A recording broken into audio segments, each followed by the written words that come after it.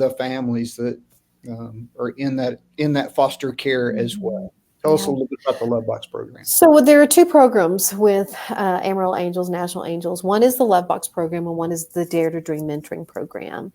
And so the Love Box program was designed to support an entire foster family unit. Imagine it's just like you're adopting a family, and you walk alongside them. The reason that's important is because the one thing that families say, that foster families say that they need to keep their doors open and keep children in their homes, is they need more support.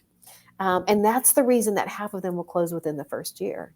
And so if that's what they need. I may not be called to do that amazing work, and you may not, Rory, but we can all do something to make a difference in the life of a child. And so if they need support, then that's what we want to do. So a Love Box group is just a group of people, or an individual, or a business, or a small group, whatever, that says, I will walk alongside a family that's fostering for a year, and they just support and encourage. They may take them a few thoughtful needed items, but that's not what it's about.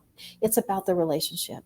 It's about building a relationship and loving on them and giving that extra layer of support that they say they so desperately need. And we know that when that happens, kiddos stay in place longer. And the average number of times a kiddo in foster care moves is 7 times in 2 years. And so if we can keep them in place, the traumatized brain can begin to heal itself. They become less traumatized, and their educational outcomes are better. Every time a kiddo moves, they go backwards in their educational attainment 4 to 6 months. That's why only about half graduate from high school.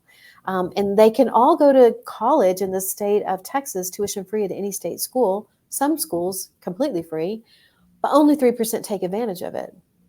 And of the 97% who don't, after the age of 18 and that next year, but between the time they turn 18 and the time they turn 19, 2/3 of those youth are going to be homeless, incarcerated, trafficked, or dead. And so that's why we have the Dare to Dream mentoring program. It starts at age 11. It's a one-on-one mentoring. It's bi-monthly, and it's to help them prepare to make those critical decisions and make that transition into independent living after they turn 18, whether that's in a supervised setting or on their own. And so the two programs together are just beautiful. We also host some events that go along with those two programs, but it's beautiful work. And it's our legal name is Transformations by Amarillo Angel, and it really is transformational work. And so, yeah, I get real excited. Sorry, Roy. No, that's phenomenal. I'm passionate. I still remember the first time I heard those stats. They kind of seared into me, right? Just in 2 years that you change homes 7 times, right? That only 3% take advantage of the higher education, but in most cases that's because they're fighting that other problem that you described, that 2/3 of them are homeless or incarcerated or. Yeah, and if you look at the population as a whole, in our area, nationwide, there's about 400,000 kiddos in foster care. In our area, that Region 1, DFPS Region 1, the Panhandle and the South Plains, last year there were 2,000 kiddos from our area that were experiencing foster care. So that's 2,000 kiddos who are facing that.